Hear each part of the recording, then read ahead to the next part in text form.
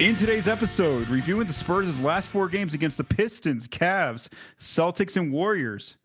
Wrapping up the month of March for the Spurs and looking at their 3 go-to players during the month, Stephon Castle, Devin Vassell, and Keldon Johnson. Finally, previewing the upcoming 4 games for this coming week. Welcome back to another episode of the Spotted Pod. It's been about a week since I last recorded an episode. I am recording, I do want to note, on a Monday evening. So this was a pretty tough week that the Spurs are coming off of, where they played 4 very good teams. Some of the teams that are, teams that are competing for not only the playoffs, but also some teams that are actually going to be potentially championship contenders here. So let's go ahead and recap the Spurs' week. It was a tough one with the schedule that they had in front of them, especially that in all of these games, of course, they have been without De'Aaron Fox and Victor Wembanyama. So let's go back to last Tuesday. The Spurs are on the road at Detroit to play the Pistons. The Pistons were favored by 8.5 points.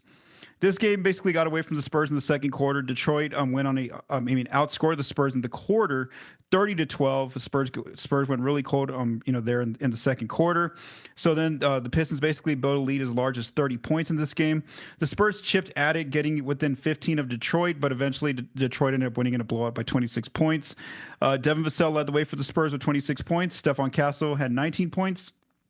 The Pistons were without Cade Cunningham in this game due to injury, but they still shot well from 3, 48% from 3. Marcus Sasser, really dominated there. He made 5 threes in the game, scored 27 points. And then the Pistons had it going inside as well, where Jalen Duren and Oscar Thompson were a big issues for the Spurs inside, as the Pistons outscored the Spurs by 20 points in the paint. So again, Tuesday last week ended in a blowout. Then let's go to Thursday. The Spurs are still on the road on the East Coast. They're playing the Cleveland Cavaliers for the first time this season. The Cavs were favored by 14 points. The reason why that's significant is because that is the most the Spurs have, the largest margin, I guess you would say, that the Spurs have been underdogs for going into a game this season, even though the Cavs were without Evan Mobley and Ty Jerome, two of their key players in this game. So they were still favored by 14. The Spurs did fall behind by 16 in the second quarter, so it looked like, oh no, here comes another blowout. However, they pushed back really well, and they only went into halftime down by 5 points. In the second half, they did a really good job of kind of staying with Cleveland right there. The game actually went all the way down to crunch time, and so with 1:41 left, the Cavs only led by 3 points. The Spurs, it was a 1-possession game. Max Strus ends up getting an open corner 3. He misses the corner 3, but then he runs back, gets his offensive rebound. He kicks it to Darius Garland. Garland makes a 3 on after that Strus rebound, and that make by Garland put the Cavs up by 6. And from there, basically, it became like a free throw game, and the Cavs kind of held on there. They ended up winning by 8 points there. In the fourth quarter, Stephon Castle ends up with 22 points on the night, as does Devin Vassell, has 22 points as well. Keldon Johnson comes off the bench with 17 points, and then Julian Champagnie has a good game off the bench with 16 points. The real issue, though, for the Spurs was on the defensive end, where Jarrett Allen was a big problem in the second half, where he scores 27 of his 29 points in the second half, 20 of those points coming in the paint, and then 9 of them coming from the free throw line. The Cavs just ran a lot of pick and roll to kind of get the smaller Spurs, who don't have like a traditional center right now healthy. And so, Allen really took advantage against these smaller Spurs lineups that they had out there. Donovan Mitchell also had it going from 3, where he scores 25 points, and then Strus also added 18 points there for Cleveland. So again, this is the best team in the East by record, and the Spurs actually hung with them going all the way down to crunch time. And then, of course, San Antonio couldn't pull it out. Cleveland ends up holding on there for the win. But again, a very gutsy performance from the Spurs, considering they were down by 16 points in this game. Then on Saturday, the Spurs return home, but now they're playing the second best team in the East by record, and that's the Boston Celtics. The Celtics were favored by 12.5. This one, too, was one where, yes, the Celtics kind of kept some separation from the Spurs. They never quite got a blowout where, they led by as many as like 15 to 17 points throughout most of the night, especially in the second half. The Spurs were kind of hanging in there. In the fourth quarter, Chris Paul did go on a run by himself and basically got the Spurs within 7 of the Celtics, but then Boston answered back, and they never let it get to crunch time. And so basically Boston eventually ended up winning by 10 points. Keldon Johnson comes off the bench here with 23 points in this game. Stephon Castle adds another 22 points. Jeremy Sohan had it going inside with 18 points. And then for Boston, they had Tatum leading the way with Jason Tatum with 29 points. Drew Holiday makes 5 threes in the starting lineup, scores 21 points. But the big story for Boston was Luke Kornet, because of what he was doing by also taking advantage of the Spurs' smaller lineups, with Kornet coming off the bench and scoring 15 points. and collecting 16 rebounds in this game. 14 of his 15 points were scored in the paint, and then also 7 of his 16 rebounds came off the offensive glass. And then in the fourth quarter, when it got close a little bit, the Boston Celtics went with a lineup of Kristaps Porzingis and Luke Kornet to kind of close out the game there against the Spurs, and the Spurs couldn't stay with them, and Boston ended up winning by 10 points. But again, not a blowout. The Spurs kind of stayed with the Celtics, even though we kind of knew through the course of the game that the Celtics were probably going to end up winning that game. Then on Sunday, the schedule did not do the Spurs any favors. So now, after losing to the Boston Celtics on Saturday night, again, going down into the fourth quarter, where the Celtics only won by 10 points, now the Spurs, on the second out of a back-to-back, still at home, but now they're hosting the Golden State Warriors, a team that basically had all of their core players available except for Gary Payton II, who's out for the rest of the season. And the Warriors, again, they're trying to win these games right now because they are trying to lock up one of those top 6 playoff positions here. So the Warriors were favored by 11.5, and it was basically over very early, considering the Spurs were on the second out of a back-to-back. The Dubs basically went into halftime leading by 24 points. And basically, they led by as many as 47 points in this game. This is the most points the Spurs have been down by this entire season. That's the largest deficit they've faced this entire season. And then they ended up losing basically by 42 points, which is also their biggest defeat of the season. Basically, by with the minute left in the third quarter, the Spurs were down by 39. Coach Mitch Johnson pulled most of the rotation players, and basically the end of bench players ended up finishing up the game for the Spurs.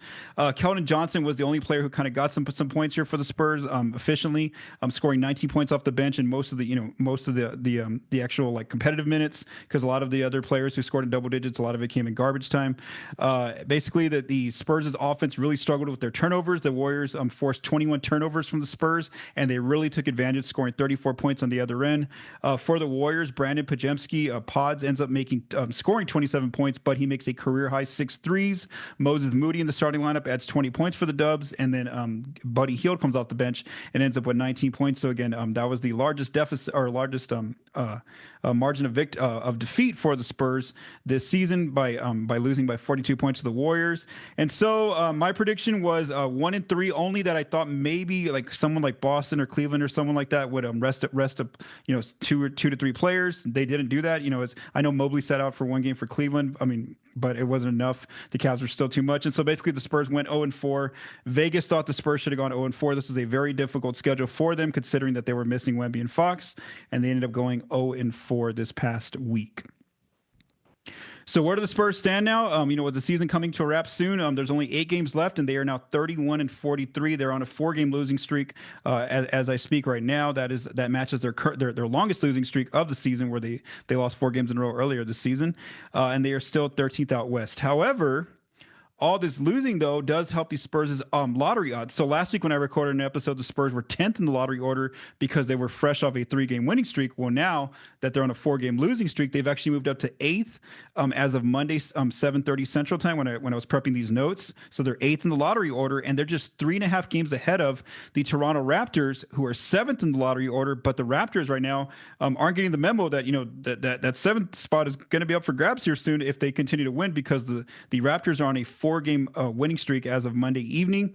And then also for the Spurs to kind of watch is the Blazers. The Blazers are also struggling right now. They're on a 4-game losing streak too, and the Spurs are only a half game behind them or in front of them, whatever, say the half game, basically away from Portland. So and Portland sits in 9th in the lottery order. So again, despite all this losing, the one benefit, the one positive, I guess you would say, is that the Spurs are increasing their lottery odds, although they can't really move too far ahead. Maybe 7th's the ultimate goal that they can get in these last 8 games. All right, so now for this main topic of this episode, what I really want to do is just kind of look back at March, look back at first the Spurs as a team, how do they perform in this month, and then also look at 3 specific players. So let's begin with the team notes. So in March, they ended up going 7-10 during the month in 17 games. We do want to note that Victor Wembanyama was out for all of these games, and then De'Aaron Fox only played the first 7 games of March, and then he was, he had to have his finger surgery, and then he was ruled out for the rest of the season as he's recovering from that surgery. So again, really, the majority of this month was played without both Wemby and Fox, who are the Spurs' 2 go-to players when they have a normal, healthy rotation ready to go, for a season. So let's look at offensively. This is one of the areas where the Spurs made a big jump in March. I'm just going to kind of note where their rankings kind of really improved from March compared to where they're at in the regular season. So Points per possession, so points per 100 according to Cleaning the Glass. They moved from 19th in the season to 7th in March. So again, a top 10 offense. They were really getting out there and scoring the ball. Let's look at some of the reasons for that. One of the reasons was they shot very well in the month of March. They went from normally for the season they shoot 19th in terms of effective field goal percentage, which ties in the 2 and the 3 ball.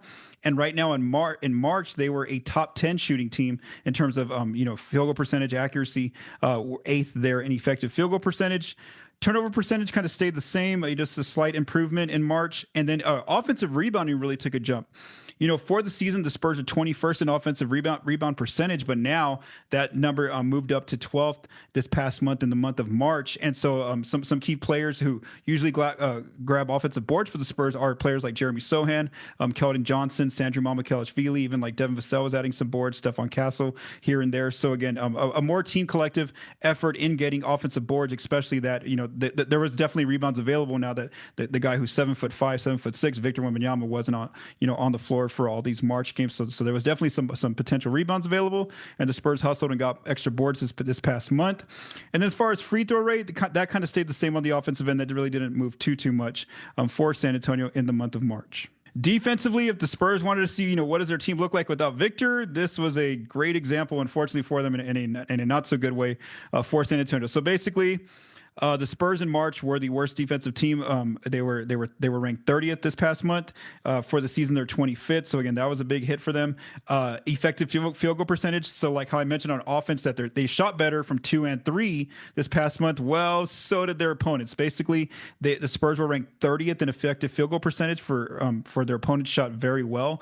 Whether it was on 2s or 3s, and obviously a combination of that is like these blowout losses that they had during the month. So again, that one took a major hit. They did improve in terms of forcing turnovers. So normally for the season, they're 22nd in opponent turnover percentage. This month in March, they moved to about league average to 16th. So that one was a little bit better. They were a little bit more active in forcing turnovers. But, if they didn't get those turnovers, well, then obviously teams either got good 3 looks or they got good paint looks against San Antonio. Offensive rebounding percentage has basically been an issue all season. They're 27th for the season, the Spurs. And right now in March, they were almost they were second to last. They were 29th. And then also, in March, they were still top 10 and not putting the opponent on the free throw line, but they did fall 5 places from 2nd overall for the season to 7th in the month of March. That area as well took a hit, and we did see in some of those games teams were making over 20 free throws against them, getting to the line in some of these March games, especially there without Wemby. The Spurs ended up fouling a little bit more, but not too much more. They were still a top 10 defense in terms of not putting their opponent on the foul line. Let's keep going. All right, so now that we've gone through these Spurs' team numbers and offensive defense for the month of March, I want to kind of look back now at some specific players, and actually their 3 go-to players, basically like their leading scorers, but also I could look at these players by usage as well to kind of determine who's the go-to players, and also just kind of the games were also examples of this. I always noted in the weekly podcast during the month of March that it was usually like Stephon Castle and Devin Vassell and Keldon Johnson, Stephon Castle. A lot of nights it was those 3 players in some form as being some of the top players for San Antonio in each of these games in March. So let's first begin with the rookie Stephon Castle. So where we saw him take some big leaps in the month of March. And so but let me just talk about the data before I start talking about the players. The data is from start of the season until February 28th. That's called the before March data. Then the March data, of course, is all the month of March, the 17 games for these players. So Castle had a big scoring increase in the month of March. He went from scoring 13 points per game to 20 points per game. His shots went up. He got about 4 more shots now, from 11 field goals to 15 field goals, but also his accuracy went up by 5%. So, he shot more efficiently from the floor.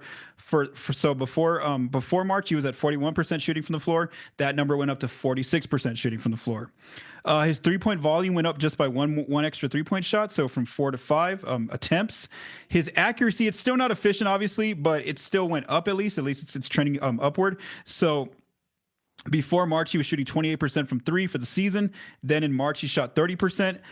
Just want to talk about real quick that Boston game. One thing that the Celtics did was they were just very deliberate, whether it was bigs or wings or guards. They were just, a lot of times they were kind of preparing for Castle's drives, which is where he's very dangerous about getting into the paint and, drawing free throws or finishing layups or kicking out to teammates. So the Celtics were very intentional about kind of just backing off, giving him space. I think he shot like 1 for 7 in that game just because they were kind of like daring him to shoot.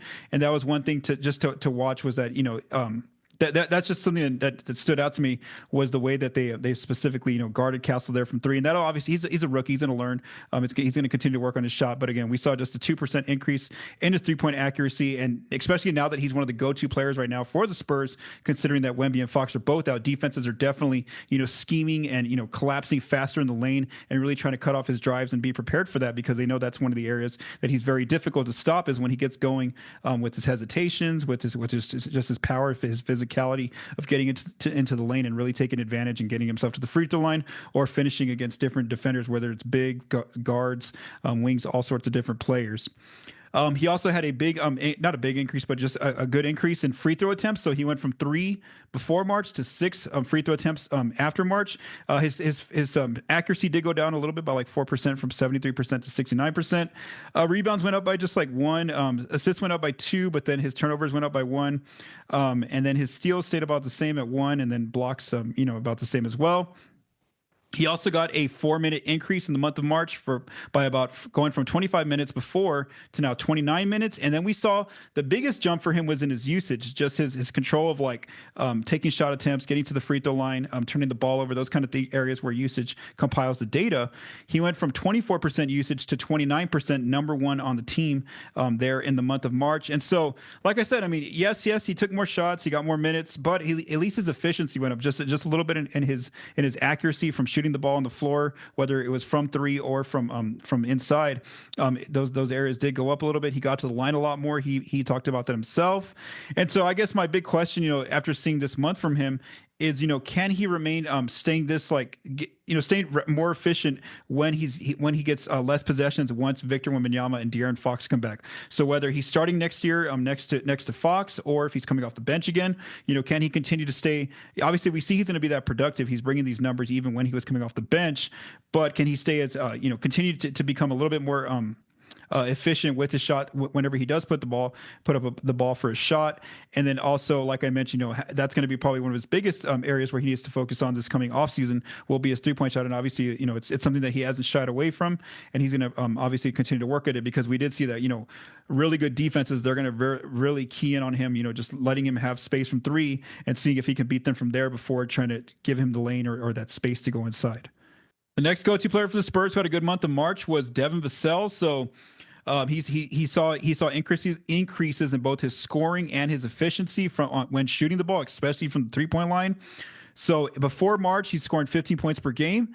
In March, he goes up to 19 points per game, and we saw him put together a couple of multiple 20-point nights. I shouldn't even say a couple, multiple 20-point nights in the month of March. His field goal percentage really went up, and here's the thing: he didn't take that many more shots. So before March, he was only taking 14 shots per game. In March, he only went up to 15 shots, so basically 1 extra shot per game. But look at his accuracy from the floor. Before March, he was at 43% shooting the ball. He went up to 48% in the month of March, and it's really his 3-ball.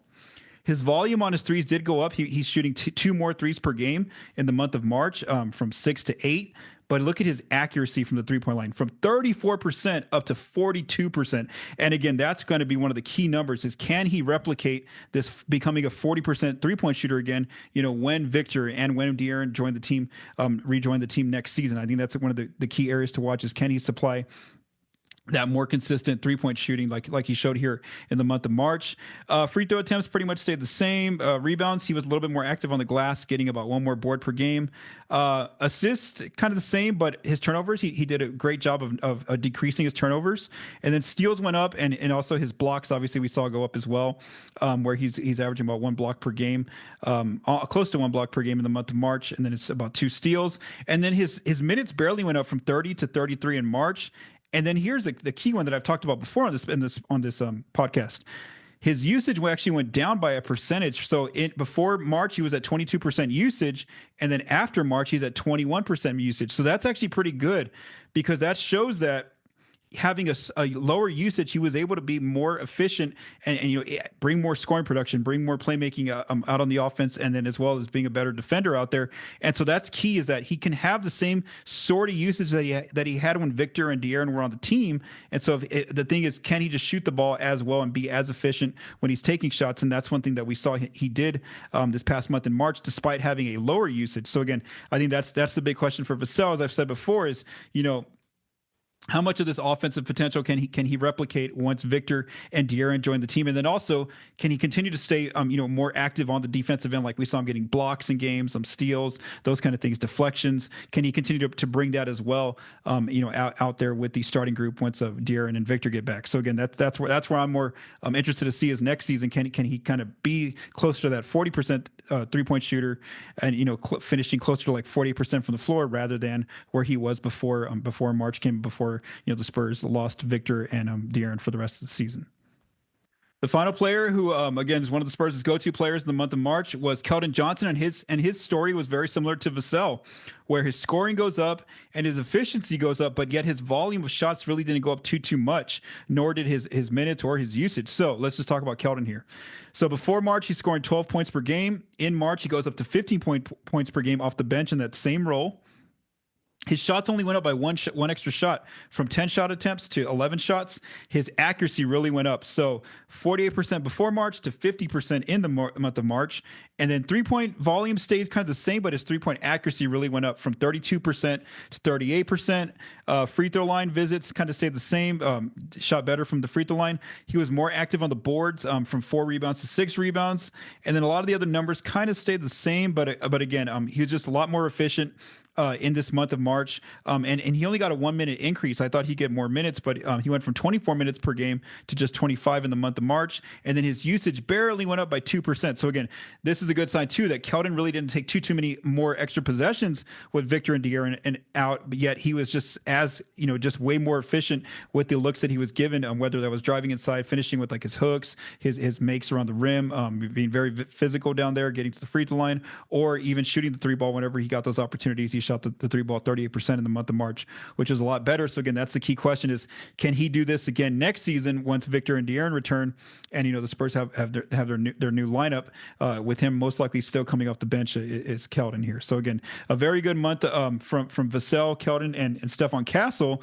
And again, all 3 players, yes, their scoring numbers went up, but also their efficiency with shooting the basketball and finishing also went up from all different areas. And that's a good sign to see, considering that they've been the 3 players that the team has basically been leaning on without De'Aaron and without Victor on the floor. And just, one last thing I want to say before moving on is that, they are going to have different roles next season. I mean, where yes, right now they're the 3 go-to players, but now when next season comes and Victor and De'Aaron rejoin the team, those are now the top 2 players. So now these guys got to start, Castle, Vassell, Keldon got to start kind of slotting into that 3, 4, 5 range in terms of playmaking and be ready to kind of stay impactful in those possessions that they're given. And, how else can they help out on the floor whenever, they don't have the ball in their hands, or maybe, also on the other side of the floor on defense. Those are kind of some of the questions to watch next season when the season begins in October, when De'Aaron and Victor rejoin the team. All right, now let's look at the next 4 games for the Spurs in this upcoming week. Another 4-game week here with the schedule. It's getting very busy, but it's also coming to a close here soon. So in the last 2 weeks, according to Cleaning the Glass, the Spurs are 3-5. Their offense is 22nd, and also their defense is 22nd. So again, that's kind of where they're playing at right now. On Tuesday, they host the Orlando Magic, who are 8th in the East, fighting to get into that top 6 of the playoff picture. The Magic are playing pretty good basketball right now, 4-2 in their last 2 weeks. They have the number 9 ranked offense, but the 3rd ranked defense in the last 2 weeks. So again, that's the issue, is that top 5 defense for Orlando lately. And so if I have to give a prediction, I'm going to say that the Spurs end up losing this game. So I'm going to go ahead and give this one to Orlando. On Wednesday, it becomes even tougher, because now the Spurs go from playing in San Antonio on Tuesday against the Magic to now getting on a flight and going to Denver to play the Nuggets in Denver on Wednesday on the second night of a back-to-back. You throw in the altitude factor as well. And then the fact that the Nuggets are a very good team. They're 3rd in the West. They are 4-3 in their last 2 weeks, so playing winning basketball lately. Their offense is 12th and their defense is 16th in the last 2 weeks. So again, because of the factors with the schedule, and because Denver is just a really good team, I'm going to go ahead and say the Spurs lose that one. On Friday, the Spurs return home and they host the Cleveland Cavaliers, that they just lost to in Cleveland, but played pretty well. The Cavs, of course, are 1st in the Eastern Conference. They are 4-4 in their last 2 weeks. Part of that is that they are kind of like resting players here and there, because they basically almost have the number 1 seed locked up. Their offense is 7th in the last 2 weeks, and their defense has really slipped a little bit, 23rd. But like I mentioned, they've had Evan Mobley out at times, and so because of just the team that the Cavs have, I'm going to go ahead and say they win that game as well on Friday. And then I think the most winnable game for the Spurs, at least on paper this coming week, is going to be Sunday. That's the key game to watch. And it's also important to watch for lottery purposes. Here's why. On Sunday, the Spurs are going back on the road, West Coast, to play the Portland Trailblazers. The Blazers are 12th out west. They are 3-4 in their last 2 weeks. Like I mentioned earlier, they are on a 4-game losing streak, just like the Spurs. Offensively, they're 17th, and defensively, they're 19th. I didn't really know, who to pick on this. It was more of a coin toss for me, but I'm going to go ahead and say Portland for a few factors. They still have some of their core players in games, like Anthony Simons, Shaedon Sharpe, Donovan Clingan's been getting some minutes. Who else is out there? One of their wings is out there. Anyway, Denny Avdia has been playing in some games. So again, they have most of their core players, whereas the Spurs obviously are going to be without Wemby and Fox. Also, it's because the game's on the road. And again, San Antonio, has a losing record on the road. So I'm going to go ahead and say Portland wins this one, but it wouldn't surprise me if the Spurs end up winning this one as well, winning this one instead. So again, I do predict the Spurs to go 0-4, which obviously isn't going to be good for them because that would mean it'd be an 8-game losing streak. But at least that would definitely help their lottery odds on, in terms of the draft coming up soon. Before I close out this episode, make sure to visit thespotupshot.com if you have a chance. I have 2 pieces that I wrote this past week. One's called Summer Salary Cap Outlook. So what I did here was Bobby Marks had just said that the NBA was kind of going forward with next season's kind of salary cap projections, that kind of the same ones that they kind of put out earlier in the season. And so what that means for the Spurs going into this offseason is that if they don't make any big trades, they're basically going to get, their own first-round pick. They're going to get the Atlanta Hawks' first-round pick. And then they're not really going to be a cap space team. They're going to basically be what's called, they're going to be an over the cap team, operate that way, which gives them 2 tools to sign free agents or trade for players. That's the non-tax mid-level exception. I think it's like $14 or $15 million next season projected to be. I have all the numbers in that piece if you check it out over on thespotupshot.com. Plus, they'll get what's called the biannual exception as well. They can use as well to sign a player or to trade for a player. So again, the Spurs aren't looking to be a cap space team next summer based on these cap projections that came out, unless San Antonio make some significant trade moves this summer while not really bringing back big salary in the process. Also over on thespotupshot.com, I wrote a piece about just kind of looking at where the current Spurs rotation players, how they're shooting the basketball so far this season. Who are the players that go to the mid range? Who are the corner snipers such as like Harrison Barnes and Julian Champagnie, who really get a big chunk of the offense from the corners? Who shoots the most above the break threes? Who gets into the restricted area, the dunk layup range area? All those kind of questions I look at in that piece if you want to go visit that over on the spotupshot.com as well.